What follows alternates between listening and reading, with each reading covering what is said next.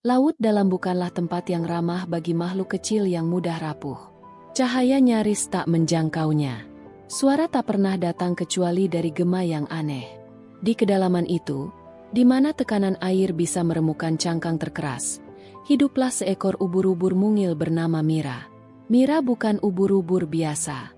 Ia lahir dari gugusan telur yang hampir tak menetas. Semua saudaranya tak pernah sampai dewasa. Ia sendiri nyaris hancur saat masih larva, terbawa arus hingga ke palung gelap yang dijauhi makhluk-makhluk lainnya. Tapi anehnya, Mira tetap bersinar, harfiah. Tubuhnya memancarkan cahaya biru lembut, meski sangat kecil. Seperti titik bintang yang tersesat di lautan hitam. Makhluk lain menghindarinya. Bukan karena takut, tapi karena Mira bersinar terlalu terang di dunia di mana menyembunyikan diri adalah cara bertahan hidup. Setiap malam, Mira melayang pelan, melihat ke atas, ke arah permukaan yang tak pernah ia jangkau. Di sana ada dunia lain, katanya. Dunia penuh cahaya. Tapi satu malam, segalanya berubah. Ia mendengar suara asing. Sebuah getaran. Getaran yang bukan berasal dari makhluk laut, melainkan dari sesuatu yang jatuh. Sebuah benda besar, bersinar, dan asing.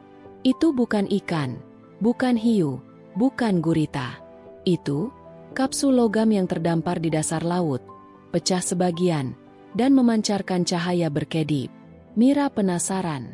Ia mendekat, dan di dalam kapsul itu, ia menemukan seorang penumpang. Tapi bukan dari laut.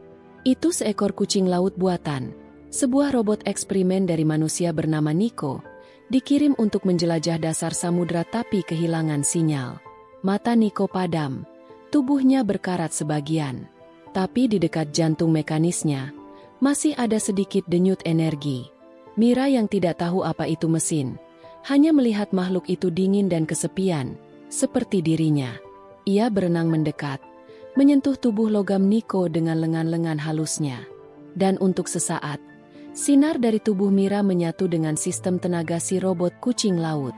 Lampu di mata Nico perlahan menyala kembali. Apakah aku masih hidup?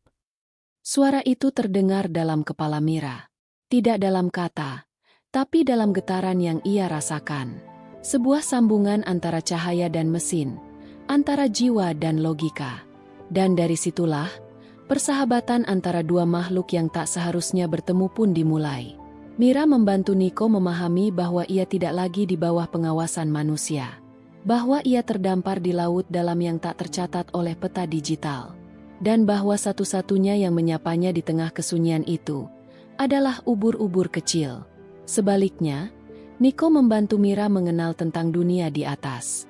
Tentang langit, bintang, daratan, dan musim hujan. Mira terpesona. Dan tumbuhlah mimpi yang selama ini hanya bisik dalam dirinya. Ingin melihat permukaan laut. Ingin tahu seperti apa cahaya selain dirinya sendiri. Maka dimulailah perjalanan mereka. Dengan tubuh Mira yang kecil tapi bercahaya dan sinyal Nico yang sesekali bisa menangkap jejak magnetik, mereka menyusuri lembah bawah laut.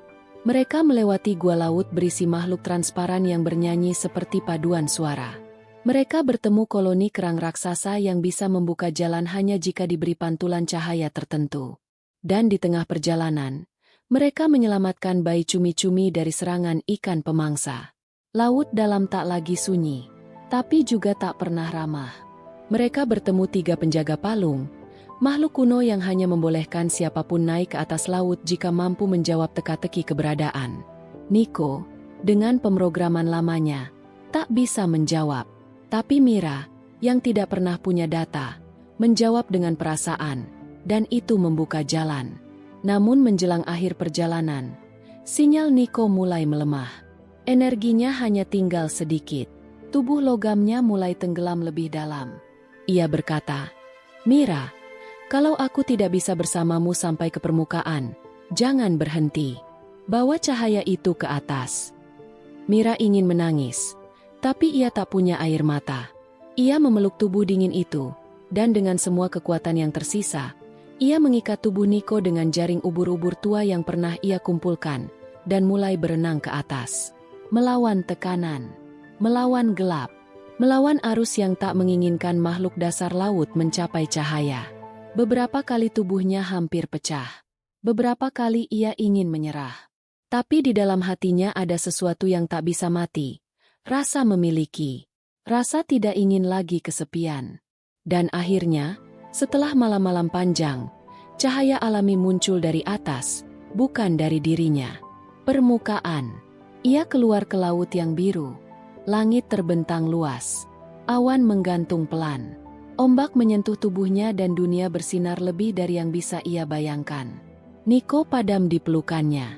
Tapi di detik terakhir, ia sempat mengirim satu pesan. "Terima kasih, Mira. Aku tahu, bahkan di laut tergelap pun, harapan bisa bersinar." Dan Mira menatap ke langit. Tubuhnya tetap bercahaya. Tapi kini ia bukan hanya cahaya kecil yang kesepian. Ia adalah cahaya terakhir di laut dalam, yang membawa kehidupan naik ke permukaan. Sejak saat itu, para pelaut yang melintas di lautan tengah malam sering melihat titik cahaya biru menari di ombak. Mereka menyebutnya bintang laut yang tersesat. Tapi sebenarnya, itu Mira. Masih berenang, masih membawa cerita, dan masih mencari tempat di mana cahaya tak lagi jadi miliknya seorang, tapi milik semua.